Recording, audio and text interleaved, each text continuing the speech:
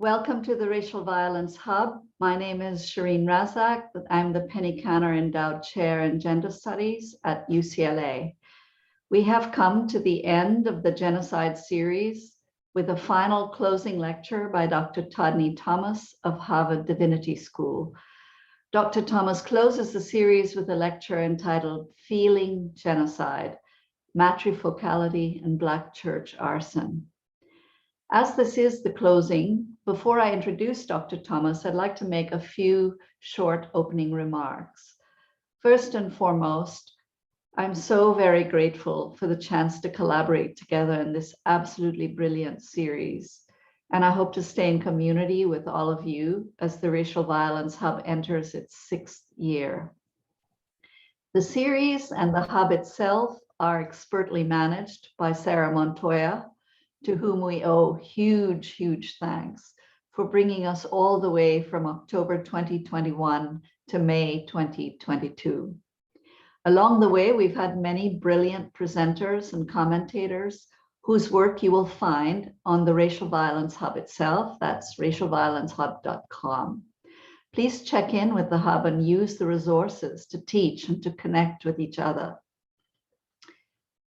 Before we begin, let me remind you briefly of the journey that we've been on these past few months. We began this series, the Genocide series, with very specific themes in mind.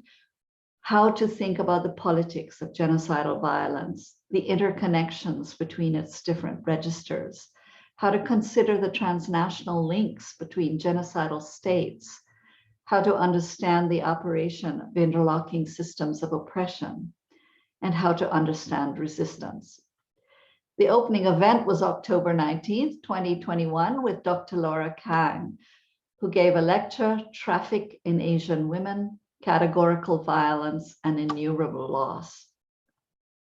Professor Kang asked a number of really important questions, among them, how and why did the category Asian woman become intelligible through particular modes of documenting their violation and violability. On November 5th, we had the racial politics of settler state genocide in Palestine. Dr. Shaira Bhattacharya presented the racial question of Palestine, Zionism, anti-Palestinian racism, and the politics of translation. Dr. Nadra Sholhu-Kevorkian presented Swarming Racial Violence, Affective Politics, and the Israeli Occupation of Palestine. On December 3rd, 2021, we had Genocide Management, Carceral Reformism, Policing, Sexual Violence, and the Role of Law in North America. Dr. Dylan Rodriguez presented on reformism, and I presented on the underpinnings of genocide that we see in law's response to the lethal sexual violence that is directed at Indigenous women by white men. In January, we had a panel on imaginaries of descent with South Asia as the focus. Dr. Angelia Rodnikar asked the question, how do subaltern imaginaries of descent rupture the incorporation of caste and sexuality into the Hindutva homonationalism corpus? Dr. Rupaleen Bhuyan, Abdul Kalam Assad, and Anupol Bordaloy together presented on de facto statelessness through administrative violence, the coloniality of bordering through the National Registry of Citizens in Assam, India. In February, we had a presentation by Dr. Melissa Bilal, Stories of Dreadful Inequities and Unutterable Suffering, Feminist Voices on Violence, Memory, and Displacement. On March 4th, we had a panel on genocidal violence in the Americas with Dr. Silvia Posaco, who drew on their long-term anthropological research in Guatemala to examine the case of sexual and labor slavery in armed conflict. Dr. Jen Rinaldi joined her and argued that Canada's mass incarceration of Indigenous and racialized diasporic populations continues the long-standing colonial project of geographic reorganization in service of white supremacy. On April 1st, we had a panel on land, climate change, and genocidal violence in North America and South Asia. Dr. Jaskiran Dillon explored the current militarization and securitization of the Canadian northern border in the wake of climate change. Dr. Ather Zia gave a lecture on how the Indian government frames the 2019 removal of Kashmir's autonomy as a matter of development for the region. And so here we are on May 6th with Dr. Todne Thomas. Dr. Thomas is Assistant Professor of African American Religious Studies at Harvard Divinity School, Harvard University. She has co-edited New Directions in Spiritual Kinship, Sacred Ties Across the Abrahamic Religions with Asiya Malik and Rose Wellman. Her latest book, Kincraft, The Making of Black Evangelical Sociality, explores the internal dynamics of community life among Black evangelicals, who are often overshadowed by white evangelicals, and the common equation of the Black church with an Afro-Protestant mainline. Her current research examines the familial and spiritual experiences of Black evangelicals and the neoliberal displacement of Black sacred space. A very warm welcome to Dr. Thomas. Thank you, Shireen, for the invitation to speak to the Racial Violence Hub. It's good to be in a community like this. A lot of times, I think when you do research on heavy topics, it's very easy to feel alienated from your colleagues sometimes, right? You have people who are doing archival research and eating brie cheese in the south of France, during the summer. And I think doing research on weightier topics, I sometimes find myself looking for that community. So it's great to be in a forum where those pre-existing conversations, sensibilities, the sense of gravitas is already present. So just to give some context, this talk is an excerpt from my contracted book, From Hate to Hallows, Reframing Black Church Arson. I'm also really mindful that my conversation about arson and motherhood precedes, the observance of Mother's Day in the United States on Sunday, that this talk takes place in the wake of leaked Supreme Court documents about Dobbs versus Jackson Women's Health Organization. And so very much motherhood, its celebrations and its coercions are very much on my mind and perhaps all of our minds. And I want to just be mindful about that context and happy to just be able to talk about motherhood and its bindings in a time like this. So to dig in. On June 22nd, 2015, the College Hill Seventh-day Adventist Church was burned. Someone left bales of hay in front of the church and set them ablaze. While the church building suffered minor damage, a side door and surrounding wing of the church were affected by fire and smoke. The church van was also set on fire. The local police classified the burning as an act of vandalism, and the FBI investigated the College Hill arson in relation to a number of Black church burnings and fires that occurred in the summer of 2015 in places like Macon, Georgia, Charlotte, North Carolina, and Warrenville, South Carolina. It was a hot summer indeed. In fact, the College Hill arson occurred a mere 5 days after Dylan Roof murdered 9 praying Black congregants in the Emmanuel AME Church in Charleston, South Carolina. No suspect was ever apprehended for this attack on College Hill's house of worship and community, a lacuna prompting community members to craft their own understandings of the arson. What is at stake in these extended deliberations? What is revealed through the congregations and community's lengthy search for meaning? And what can the burning of a single church illuminate about the workings of religion, race, place, violence, and gender in the contemporary United States? In US public sphere, Black church arsons are commonly depicted in relation to hate crime jurisprudence, but hate crime designations for Black church arsons are rare.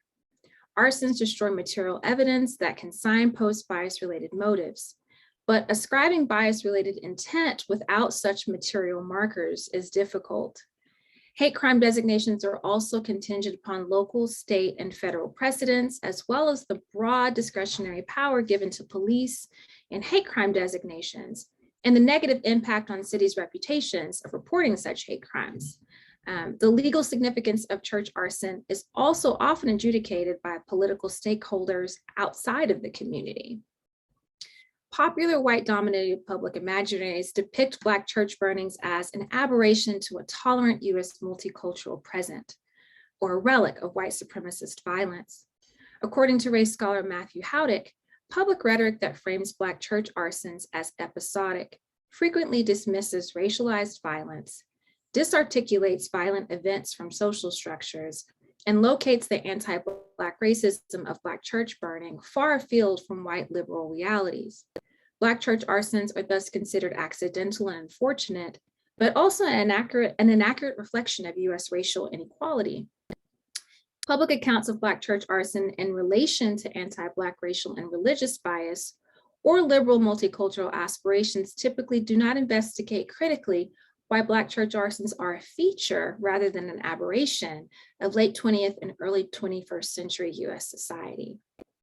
The perspectives of Black congregants and community members who have navigated Black church burnings have frequently been marginalized and cast in conspiratorial terms in governmental and journalistic venues. In the 1990s, federal investigators and local government officials regarded with suspicion African Americans' perspectives on how arsons affected their communities. They dismissed as ungrounded machinations Black clergy's, ladies, and residents' efforts to connect local arsons to possible collective and premeditated white supremacist action and anti-Black structural inequality. Moreover, conservatives frame Black church arsons as attempts to collect insurance money fraudulently, or an effort to generate a fake crisis that would propel a Democratic presidential election. No wonder Black congregants and community members' narratives of their experiences with arson in relation to the landscape of their lived experiences have often been muted. My work tries to reverse such habitual responses by centering the experiences and perspectives of Black congregants and residents. In focusing on the College Hill arson, a Black church burning that was never attributed to an arsonist, my work is built around a deep, sustained listening to local voices, rather than relying on an explanatory framework dictated by bias-related crime or the racial erasures of normatized public sphere discourse. I give preference to Black meaning making. The central claim organizing my book is this: the College Hill arson, as it emerged in Knoxville, Tennessee, is more than a brick and mortar occurrence or a bracketed event which should be narrated from beginning to middle to end. Instead, informed by research I've conducted since 2016 to 2022, I argue that the College Hill arson is an ongoing interpretive phenomenon which transcends the event of the burning. My work is structured around local frames. By frames, I rely on Irving Goffman, who defines frames as, quote, definitions of a situation built up in accordance with principles of organization which govern events, at least social ones, and our subjective involvement in them. To return to the local interpretive frames around arson, I identify four. The first is white supremacist terrorism. So these are how people explain the arson. When I ask, who do you think, right? This is a who do you think did it, right? Four sort of major explanations emerged. The first is white supremacist terrorism. The second is the intramural figure of the Black arsonist. The third is an explanation of gentrification and urban displacement as a motivation for the burning. And the fourth is the social degeneration that Seventh-day Adventist eschatology anticipates. My work also suggests another public interpretive space in which Black church arson is interpreted, and that is the museum. What results when taking these these different frames together is a reframing of Black church arson that moves past some of the authenticating frameworks of hate crime law. Instead, this project tries to investigate the individual and collective processes of interpretation, explanation, and narration that emerge in the wake of this unattributed arson. The study of Black church arson, particularly as narrated by local Black congregants and community members, is a study of contemporary religious, racial, and spatial processes in the US. To regard it like this allows a broader landscape of community dynamics to emerge, of connections between occurrences of anti-Black violence across space and time, from the pews to the streets, and a picture of the United States built upon the objectifications of racial and religious difference, of modalities of blame and denial, and of the search for meaning. The burned Black church is an icon, and it has its own story of America to tell. So, whither motherhood?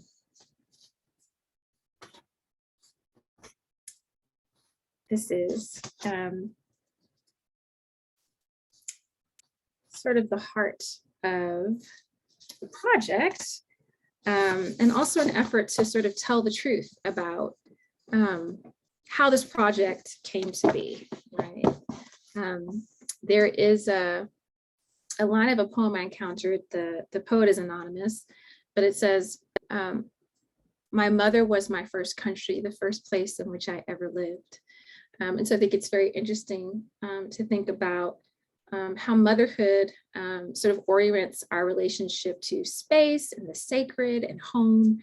And I hope I illuminate some of that in this project. So motherhood is a central part of this project. As a scholar of religion, race, and kinship, I have long known that kinship creates modes of personhood, belonging, and ethical relationship. It also creates systems of hierarchy and hosts disenchantments, alienations, and other forms of ambivalence. While kinship relationships may be an object of anthropological study or a way of describing emergent relationships between ethnographers and the communities with whom they work, how else might kin relations enter into ethnographic knowledge production? My study of Black church arson has been powerfully affected by my relationship with my mother. My location in a matrifocal kinship network has oriented my relationship to storytelling, motivated and supported the project, all while mediating my relationship to home and field site. Thus, Matrifocality has had a narrative, infrastructural, spatial, and ethical influence on this project. This project has been shaped by a constructive matrifocal imprint, as well as the tensions, power relations, and interpretive gaps that attend ethnographic knowledge production and the constitution of kinship relations.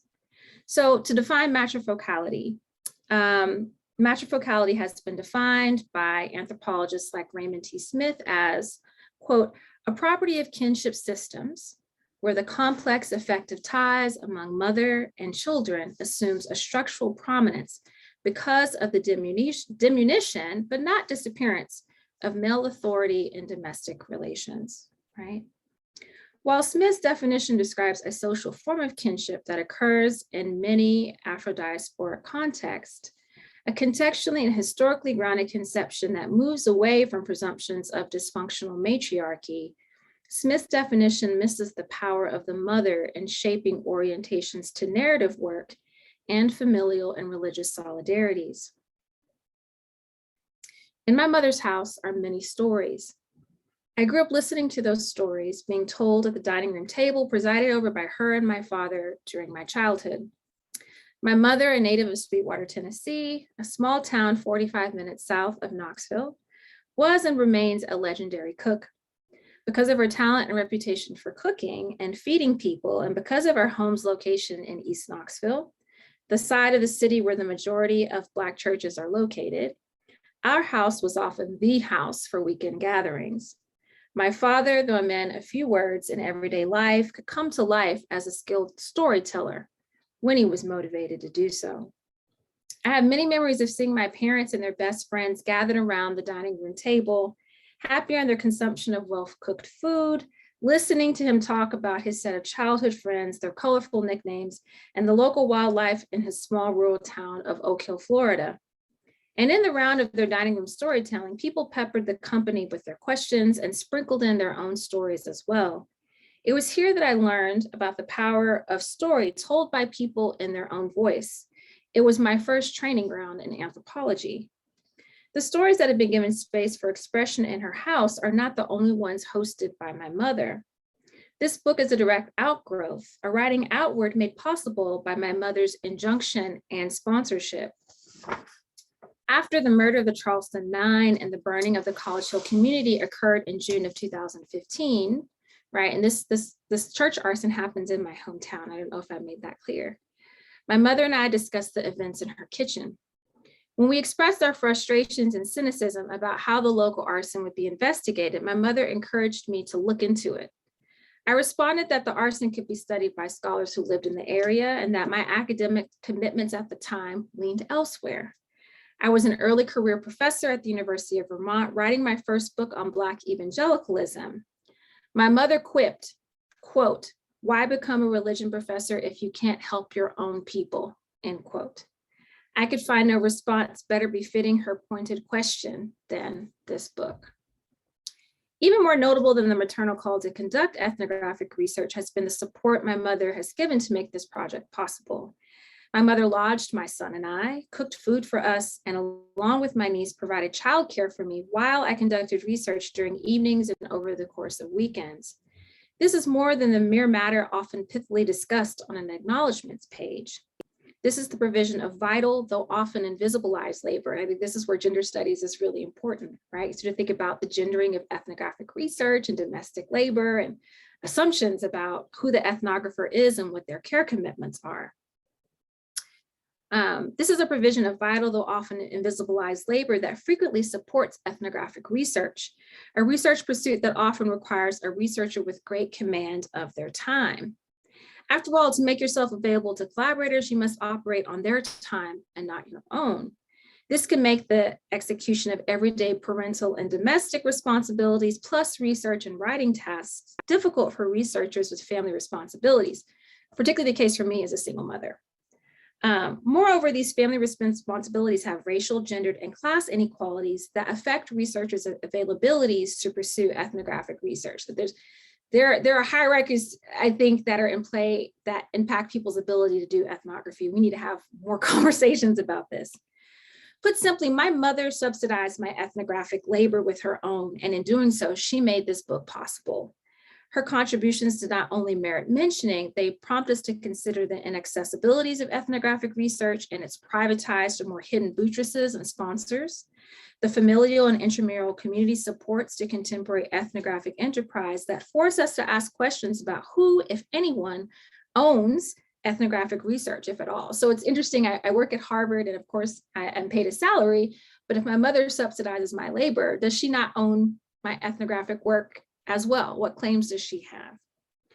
Discussion of motherhood and labor supports conversations about decolonizing anthropological research and the need to recognize the cultural formations, influences, and compulsions beyond the academy that shape ethnographic knowledge production.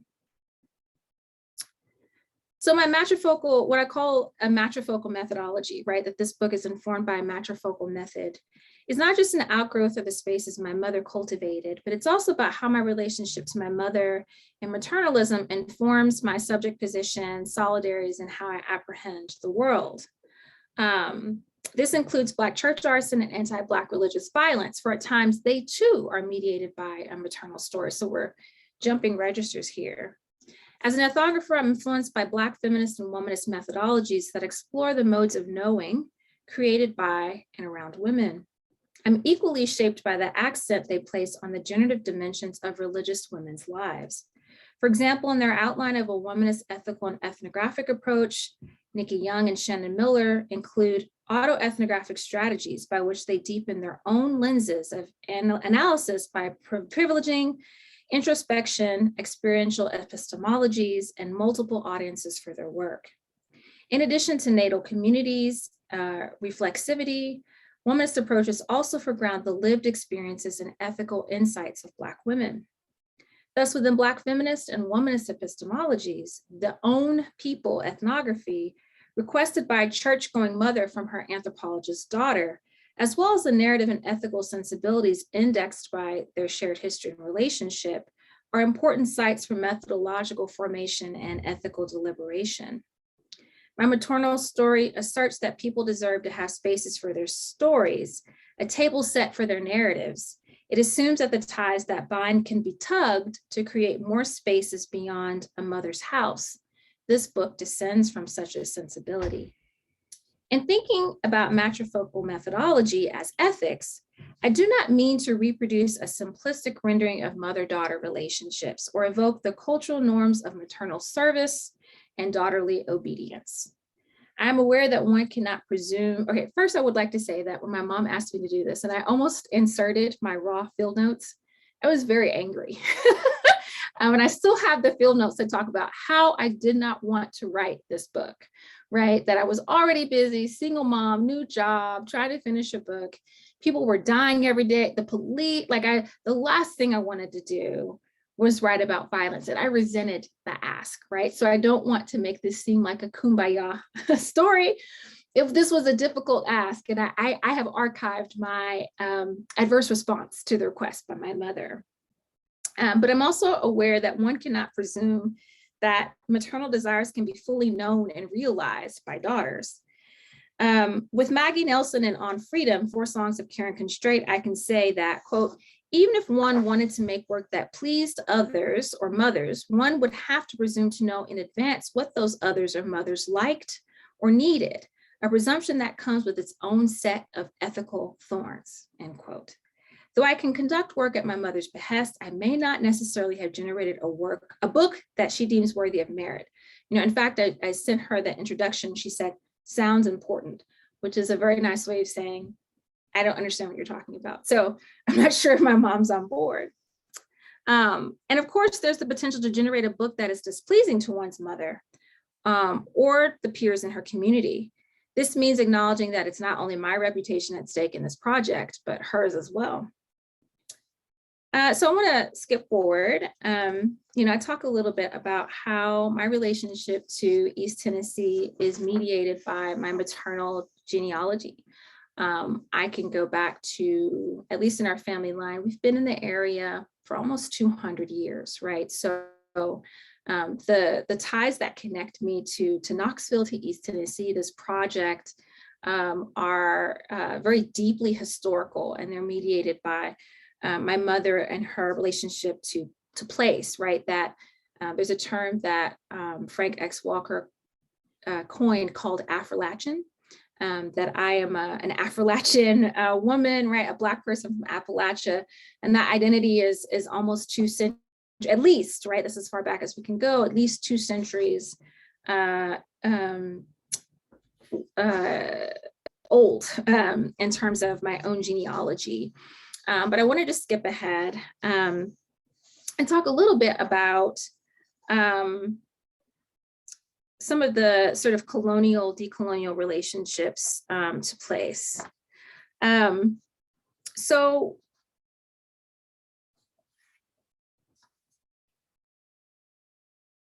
even though I have a very deep relationship to Knoxville, I'm a home place ethnographer, I have a deep history and relationship to the region, it's too simplistic to say that my sort of native identity made my access to research easy, right? My relationship to place is very difficult. Tensions have come as I've moved farther and farther away from home through successive movements for educational attainments.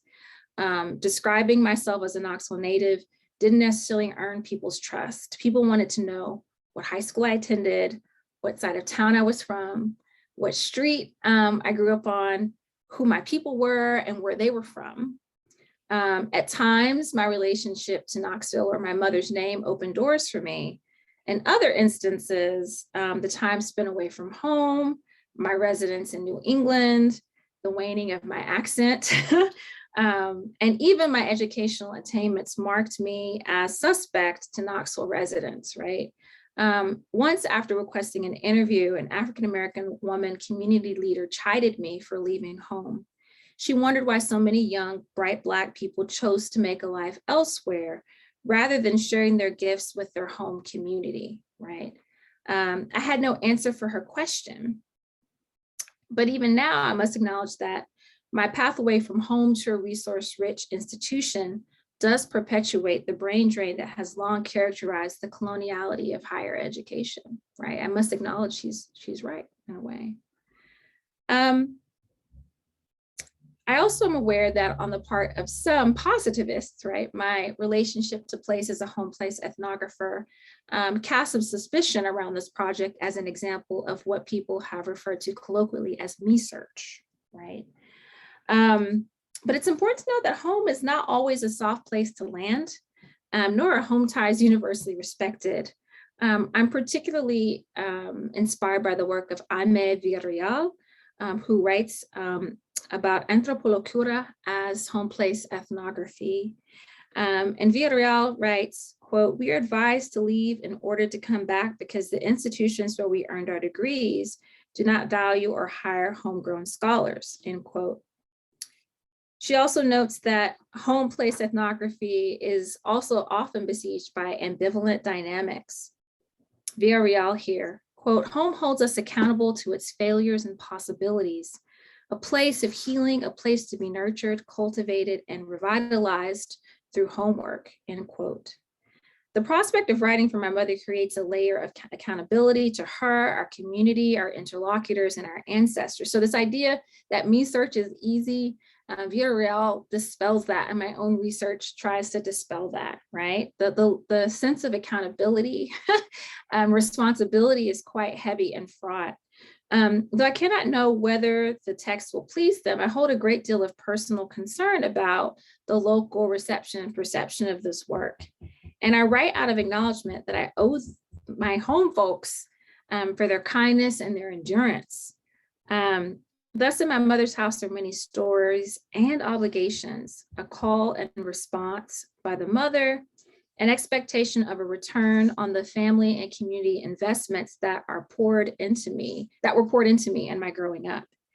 My ethnography is undergirded by those matrifocal ethics and the acknowledgement that this project is a process, not a product, an outgrowth of a debt that I owe, that I can never repay, of a learning how rather than a culmination that results in a finished project.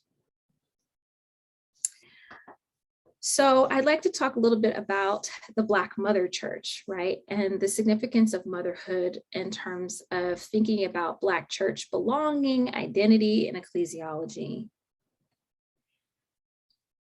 So typically, anti-Black religious violence or anti-Black violence is very much shaped by a focus on masculinist mortality, right?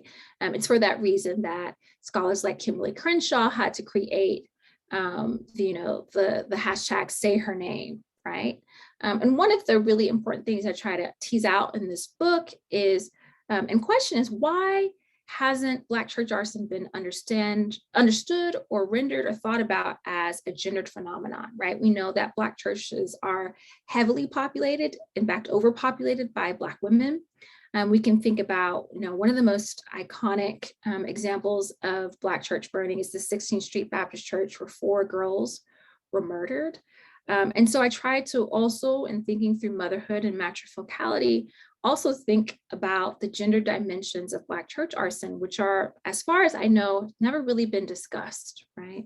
Outside of artistic work like the Ballad of Birmingham or other work that I've encountered, Toni Morrison's discussion of this in the Song of Solomon, right? So I propose that Black church arsons attack an archetypal institution that I would designate as the Black Mother Church. And I propose that Black church arson is a gendered form of violence that uniquely targets Black women as religious participants and as a culturally reproductive Black sociality that's highly mediated by Black maternal symbolism, presence, and institutional labor. So when people are burning Black churches, they're burning a kind of maternal Black woman maternal institutionality, right? That's one of the subclaims of my project. In interviews conducted with local Knoxvillians about the College Hill arson that occurred in 2015, the Emmanuel Amy shooting that occurred 5 days prior emerges as a foundational narrative event. So almost everyone brings up Emmanuel Amy in interviews. It foreshadows the arson and precipitates changed perspectives on religion, race, space, sanctuary, and security that the Knoxville arson only exacerbates.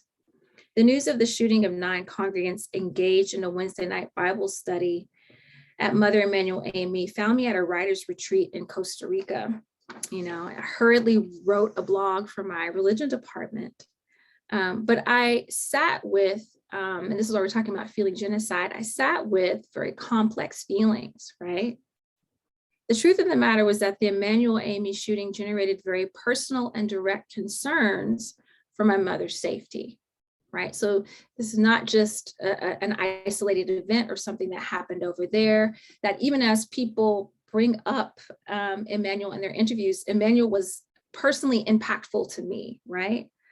Away on another continent at the time, I worried about her safety for the first time in a long time because she fit the profile, right? The faithful elder Black woman that attended not only Sunday services, but midweek Bible study. And I carried that fear for days until I returned to Knoxville, and I have ever since. The College Hill arson happened soon after my return to Tennessee and exacerbated that dread. One member of the College Hill community was a former Vacation Bible School teacher of mine. So this wasn't a impersonal investigation. I knew a kind of maternal figure who attended the church. So I associated the burning with a mentor, a Black woman of faith I knew and for whom I cared. And I've written this book for her, my mother, women like her, communities of Black Christians, and the kin that worry for their safety. I've written this book to archive the lived vulnerabilities a number of us experienced in the wake of the events of 2015 and since. An archive that requires something more than standard academic voicing, right? So this is why sometimes I feel like I have to slide into autoethnography because I kind of, statistical reportage misses these affective valences that are really important that also motivated the project. And I think sometimes get lost in discussions of violence, right? Though personal, my association of motherhood in the church is not coincidental. A number of ecclesial, genealogical, and institutional dynamics create associations between churches and motherhood. The Christian church is classically constructed as a mother, right? A site of nurturance for Christian believers. Moreover, the term mother is also used to identify a founding church in a denominational subsection. So for instance, Mother Emmanuel, right, in Charleston was the first African, later AME church in Charleston, South Carolina, established in 1791. So the title mother is given to denote that it was the first AME church in its area, right? So there's a founder story tied to that. Also, many Black churches are maternal in several ways, right? They are ecclesial sites of nurturance, they're sites of origin, and they're also places for organized struggle against anti-Black racism. Moreover, Black church attendance and membership can be matrifocal. In The Souls of Women Folk, historian Alexis Well Ogogome discusses the significance of Black maternal religious influence during the antebellum era, right? Ogogome notes that enslaved mothers and grandmothers were often the chief religious authorities, and that also they were the pathway by which enslaved people entered religion. So people normally converted to Christianity as a result of their mother's conversions, right? Audrey Lawson Brown also notes that in contemporary Black Baptist churches, matrifocality often influences church membership. So your mother's church affiliation often influences your own church affiliation in a lot of cases. Finally, there are connections between motherhood and Black churches through the figure of the church mother, right? My mother, like her mother before, and like Emmanuel AME members, Susie Jackson, Myra Thompson, Ethel Lee Lance, were people who tended to the spiritual, curricular, and material needs of the church community. They were church mothers, right? And in doing so, they engaged in vital nurturance and sustenance of community life, right? Cheryl Townsend Gilkes profiles the characteristics of church mothers in Black church landscapes, right? And she notes that mothers served for a long time, they accumulate prestige and very real authority. Gilkes also notes that they're role models, they're power brokers, they're venerable elders, they're actuarial realities of Black life, and they provide continuity that's designed to create church unity, right? So a lot of Black church studies tend to focus on the pastor, right, and male religious authority, when in many instances it's actually Black maternal authority in churches that create a sense of continuity, reproduction, and unity, right? And so the church mother is a very real, important fixture of Black church landscapes, right? So motherhood and Black churches align again.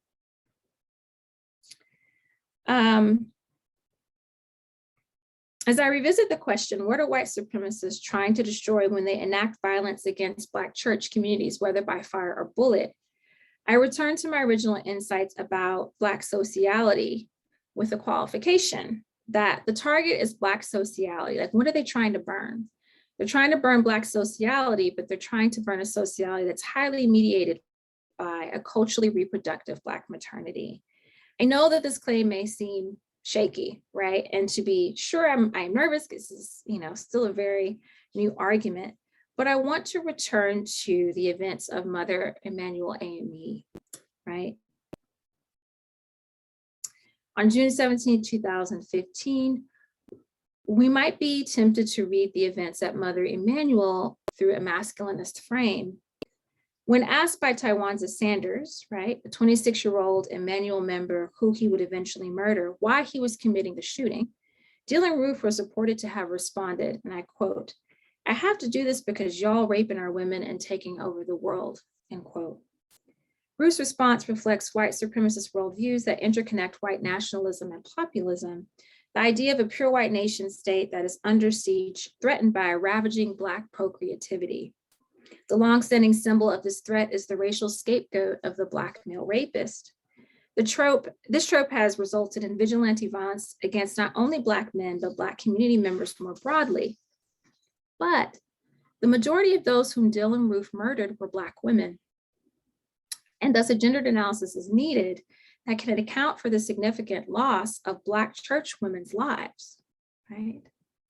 In Amalgamation Schemes, Anti-Blackness and the Critique of Multiracialism, forgive me, I'm not an Afro-pessimist, but I think Sexton has a really interesting point here. Jared Sexton traces how assumed bastions of racial Blackness are maligned in favor of multiracialism. Pertinent here, Sexton moves beyond the Black racist and identifies another specter haunting anti-Black racist imaginaries, Black maternity.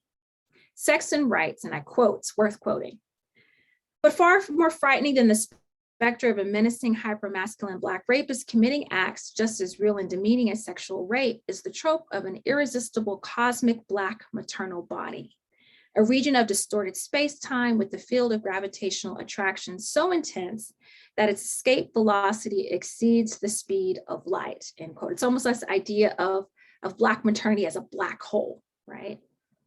I propose that Mother Emanuel and the Black maternity embedded in many Black churchways are examples of this irresistible cosmic Black maternal body, feared and ultimately targeted by anti-Black violence against Black churches. And whether he voiced it or not, it was the reproductive work of that maternal body that Roof also targeted in the shooting at Mother Emanuel AME, what I also think is targeted by Black church arsonists, right? So I want to move forward. It's worth noting, and I have a few receipts for this, right? I just want to not make it seem too tenuous. In a manifesto that Roof wrote, he says that he wasn't raised in a racist home or environment, and he contrasts that upbringing with that of Black people. So Roof wrote this prior to his shooting, right? He wrote, "Black people are racially aware almost from birth, but white people on average don't think about race in their daily lives, and that is our problem. We need to and have to. That Ruth associates Black racial consciousness with the moment almost from birth, characterizes Black identity not quite as innate or inherited, but certainly socialized. Birth involves the mother or the cosmic Black maternal body, reproductive of Black people and Black racial consciousness. So Emmanuel Amy Congregant Tylenza Sanders received Ruth's anti-Black masculinist indictment of attempted rape before he was murdered by Ruth. But it's important to note that Sanders was attending Bible study in a mother church, Mother Emmanuel, with his mother when he was murdered, right? In her testimony, Felicia Sanders, his mother, survived the shooting, and she says, quote, "I watched my son come into this world and I watched my son leave the world," end quote. The mother church and the birth mother witnessed Tywanza Sanders' murder, but both were threatened by the obliteration of Ruth, both literally and figuratively. And of the 8 other members murdered by Ruth, 6 of them were women who lay slain on the ground, right? So my intention here is not to give supremacy to hegemonic notions of home or maternal or daughterly care and nurturance, right? Presumptive models of subservience to maternal authority. I am, a slightly obedient daughter, but not fully. Or the longstanding appropriation of Black maternity, right? I know that Black maternity is very troubled, and even Black womanists have talked about how Black maternity has been parlayed into processes of forced surrogacy, right? Which we can think about with the stuff on abortion. But what I do hope to illuminate is how matrifocality can inform not only my own relationship to this project, but how it can help us think about the gender dimensions of Black church arson, which, as far as I know, has not been discussed, right? I'd like to end on a different note by talking about how College Hill people, congregants think about motherhood and its relationship to how they understand community, right? So this last section is titled, "My Mother Was a Warrior, College Hill, Matrifocality, and Arson." The maternal and mother church affects I've discussed were also present in College Hill members' narrations of sanctuary space after the 2015 burning. I encountered mother church memories, a matrifocal influence by which the associations of motherhood and church belonging shaped church solidarities while conducting research. In an interview, Deaconess Eula Wright discussed her conversion to Seventh-day Adventism in the 1980s and mentions a senior churchwoman who helped mentor her in the faith and encouraged her as a mother to her small children, right? This is the work of a church mother. So I'd like to quote Eula Wright here. "I think of the memories when we first came here, right after the church was completed. I had 2 babies in my arms. One was 2, one was 1. We didn't have the pews here, we had folding chairs, and I remember sitting right back in the area, maybe about 3 pews up from where Elder Campbell is now, and sitting next to some old mothers that now are gone. And they just embraced us and made us feel comfortable. And then the memories of how my children walk all of these corridors and sit on these pews for 30 some years, almost 30 years. And the older ladies that helped mold and shape my life as a young mother. And that now, as I look at the pews, whenever I run into a missing member in the community, I would say, your place is vacant. We miss you. We miss you." And so I ask, so it's a way of noticing who's present and who's absent? And Wright responded, yes. For Wright, the College Hill Sanctuary held memories of her interactions with church mothers. So when we think about when church arsons are happening, what do they destroy, right? What do they attack, right? That the sense of motherhood also, because it mediates people's relationship to belonging, right? Burning a Black church threatens those memories, those spatialized memories of a maternal belonging, right? So if the church had been burned, the way she remembers our church mothers is by walking to the sanctuary and seeing where they sat, right? And looking at that space in the church reminds her of those memories and those interactions. So Black church burning threatens that maternally mediated belonging and a spatialized memory that informs Black church membership. Black church arson threatens the spatial and effective experience of a sacred maternal exchange. The associations of maternity and Black church arson can also inform personal connections to arson incidents that transcend the immediacy of local context and can motivate forms of activism and discontent in the wake of arson. So in the summer of 2019, after a Wednesday evening Bible study at College Hill, I met a tall, vital septuagenarian church elder named Michael Gathers. Mr. Gathers discussed growing up amidst the racial segregation of mid-20th century Knoxville. He expressed the love and admiration for his mother, who fiercely protected him with her gun, her willingness to fight, including a fight with the school bus driver who threatened him. So she literally said he punched him in the face because the school bus driver threatened him, and her training him up in the Lord from the ground up.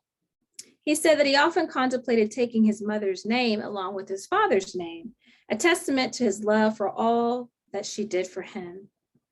Quote, "My mother was a warrior," end quote, he said, smiling quietly to himself, "and she gave me everything I needed to make it."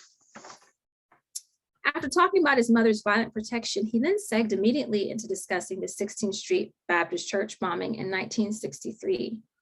Gathers told me that as soon as he heard the news about the 16th Street bombing and the murder of 4 girls attending Sunday school there, he was deeply affected. Though he was in the Air Force and stationed abroad, the news felt close and personal to him. He began protesting in uniform while stationed in Greece. He told me that officers warned him that he might be imprisoned and dishonorably discharged if he kept protesting in uniform, but for him it was worth the risk. The narrative connection Gathers made between his mother's religious instruction and unqualified love, and his compulsion to engage in a public demonstration around the bombing in Birmingham, illustrates the workings of matrifocality as a bridge of maternal solidarity in genealogical and religious settings. Gathers felt the tragedy of anti-Black and gendered religious violence enacted upon the 16th Street Baptist Church in a heart space that was somehow adjacent to his love for his mother. And in doing so, he illustrated the hallowed character of matrifocality at College Hill and in Black church belonging. That though threatened by arson, the deeply cherished frameworks of remembering maternal care and maternally motivated unrest in the face of anti-Black religious violence both oriented and sustained him. I could talk a little bit more about my methods, what it was like to do research and finish research in a pandemic. Not easy. Some of the ways I had to alter my interviews and engage in archival research as well. But I would like to sort of end by talking a little bit about the aspiration for the project. And so in thinking about motherhood and in thinking about, the broader introduction talks about epistemic violence and all of that, I argue that there's a need to do reparative ethnography, right? That we need ethnographic work that centers Black explanatory frameworks for Black church arson, some that are not often traveled. I think the white supremacy framework is the one that we're most familiar with, but the idea of interracial violence and religious bias, the idea of gentrification, which was actually the most surprising frame, thinking about public contemplations of church arson in the museum, and also thinking about the inclusion of gender, right, in the story of Black church arson. There's a need for what I call, and other scholars have called narrative repair.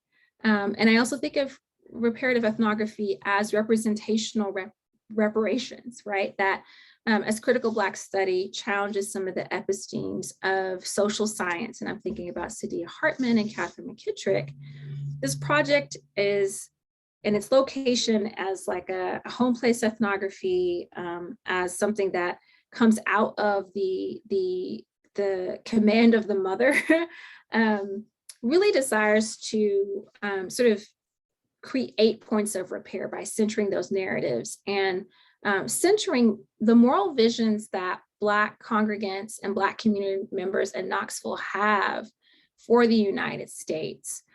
including how they understand the sacred, not only in terms of the College Hill congregation, but in terms of how people remember place, how people remember and protest displacement and dispossession, in terms of thinking about how people understand the sanctity of historical Black institutions like Black churches, and also the ways in which people understand the sacred to be very highly mediated by maternal presence and maternal care and love as well. So in there, because I know we have another hour for discussion, but I'm happy to discuss all of the chapters, the readings, the frames, the framework, all of that in Q&A. So thank you.